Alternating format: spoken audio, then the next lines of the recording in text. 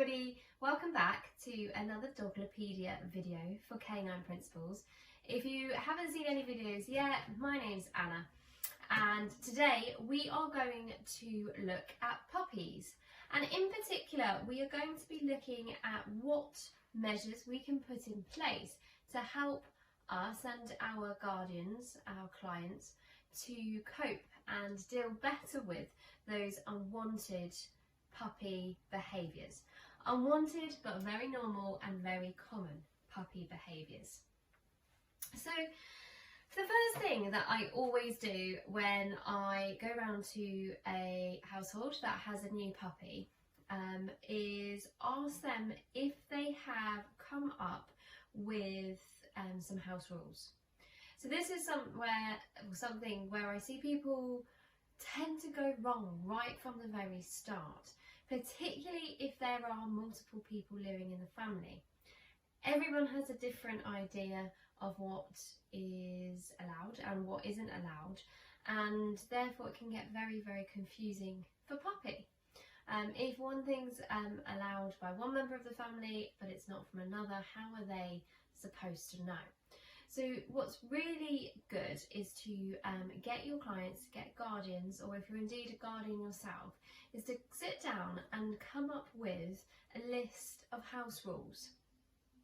Every single member of the family, every single person who is living with and training puppy needs to be on the same page, so they need to agree to those house rules.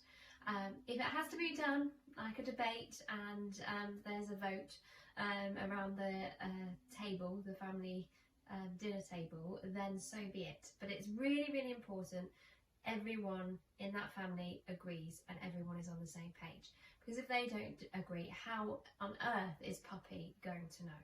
So that's one of the first things that I look at. These house rules are boundaries. Boundaries in the house, not necessarily physical boundaries, but is pup allowed upstairs? Is pup allowed in the bedrooms? If so, is pup allowed on the bed?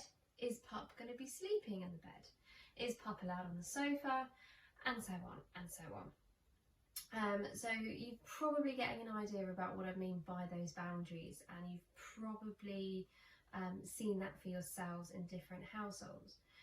One thing that's really important is making sure that households stick to those house rules, because again, it's going to be very confusing if those house rules get broken and pup is going to be all over the place. So I've seen this before, people saying, oh well, they're not really allowed on the sofa, oh they're not really allowed on the bed, but they've been very good today, so I'm going to give them a little treat. Well, actually, that's not really a treat to the pup. That's just confusing them. So being firm but fair does not mean changing boundaries to allow for the odd treat. Being firm and fair is coming up with your household rules and sticking by them. By the way, when I'm saying household rules and boundaries, I don't mean shouting at pup if they get it wrong. I just mean, is that allowed? Is it not allowed? And therefore, if being on the sofa isn't allowed, we then train and encourage pup to make the right choice by going in their bed at the bottom of the sofa. So, like I say, if people break those house rules, once they've done it once, it's very difficult for them to go back, and not really very fair either. If puppy is about to make the wrong decision in terms of boundaries, we then have to encourage them to make the right one. If they're about to jump up on the sofa, for instance, we then sort of say, oh, come on, back in your bed, and then back to your settle, things like that. Rather than waiting for them to jump up on the sofa and then shouting and screaming at pup to get off, we encourage them to make the right decisions before they've made the poor ones, if that makes sense. So really important, those boundaries, and important to keep them, get them right, and make sure we encourage to make the right decision rather than just shouting when they've made the wrong one. One other point to make on boundaries is, and house rules, is making sure that there isn't a personality in the household who is prone to perhaps encouraging pup to break the rules because they want to annoy someone else in the family. I've seen this a lot with teenagers and trying to annoy parents. I've seen it with teenagers who come home from a night out and pup is found sleeping on their bed, and parents have said pup is not supposed to sleep on beds and things like that. So we need to make sure that households know and our clients know that obviously the boundaries are there and they should be stuck by, and just bear in mind and inform them that once they're broken it's very hard to go back. Hopefully that all makes sense. So how else do we deal with these unwanted behaviours? So I'm thinking play biting, chewing, jumping up, stealing things, running around with your shoes in their mouths. Slippers are a popular one for puppies to go for. Digging, all sorts of other different things as well. So control and management. So this is environmental management. You have heard people say puppy proof your house, or make sure your clients are puppy proofing their house, and that is very, very important. Anything that you don't want to be taken and chewed needs to be up here, or even higher if it's a big dog. Anything in pups sight and reach is game, is fair game. So that's theirs if it's in their reach. So if your clients, if the household, if the people in the family don't want their lovely brand new Nike trainers to be chewed, then they need to put them away. Really, really obvious, but really, really common thing that people don't do. The same with children's toys. I go to a lot of families who the dogs are stealing the children's toys and breaking them. So I encourage them to have a room, a playroom, or even just keep toys in a separate room away from puppy, and puppy therefore doesn't have access to those toys. If he has or she has access to those toys, like I said, it's fair game. It's our role, it's guardian's role and responsibility to keep those types of things out of the puppy's reach. And if they're in the reach and something gets damaged, well, I'm sorry, but it's their fault for leaving it out in the first place, because that's what puppies do. Puppies are going to want to chew, puppies are going to want to use their mouths, and they will do those types of things. So puppy proofing a house is really, really, really important.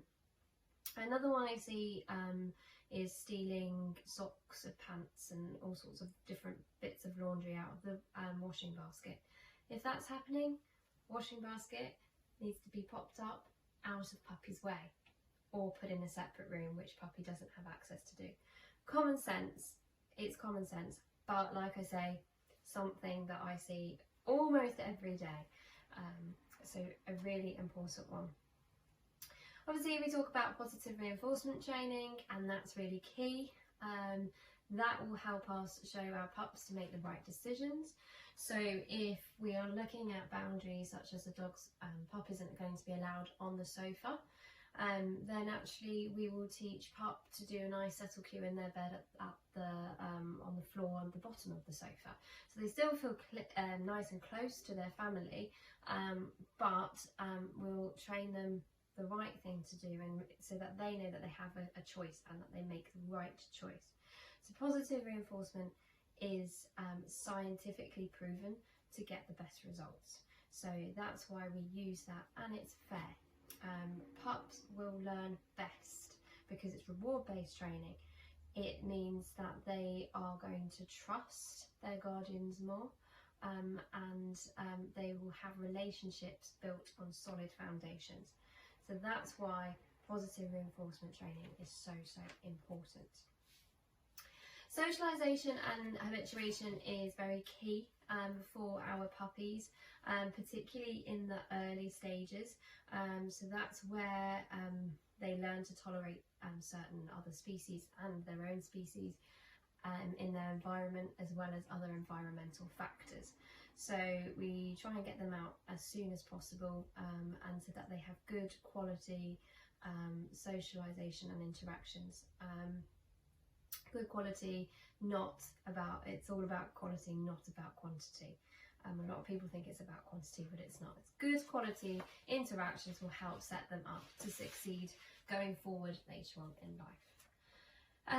Another one, if pups doing things because they're bored and they're frustrated, obviously it's really important to give them stimulation and to make sure that they're getting the right amount of enrichment for their daily lives. So there's lots of different activities that we can teach and help our guardians and our clients to teach their pups, to keep their pups mentally stimulated and satisfied. With exercise as well, physical stimulation is important. However, we have to be careful with puppies not to over exercise so we don't cause any damage to bones and things like that. One last point which I always like to talk about when I am looking at puppies and coming up with coaching plans to help puppies is making sure that people really understand that they need a huge amount of patience and a huge amount of consistency. It is so important that they realise things are going to take time, and they have to give pup patience. They have to give pup enough opportunities to get things right and get those repetitions of them getting it right in order for pup to start to learn. Things don't get taught in a day. Rome wasn't built in a day. It takes a long time. And like I say, part and parcel of that is the consistency. So consistency fits in if you're being consistent, if clients are being consistent with their approaches and they aren't changing at the goalposts and boundaries are the same and are kept maintained, and training is being done consistently, then it will all pay off. It will all pay off in the end. But it does take time, and so we need to make sure that guardians understand that our clients understand that. Like I say, Rome wasn't built in a day. With our pups, it's going to take time. So hopefully with all those things that we've discussed today, if you're a guardian yourself, you'll be able to start implementing them with your puppies. Or if you are a behaviour professional and a coach, you will be able to hopefully take some ideas to help with any clients that you have who might be struggling, like I say, with those unwanted but very normal puppy behaviour.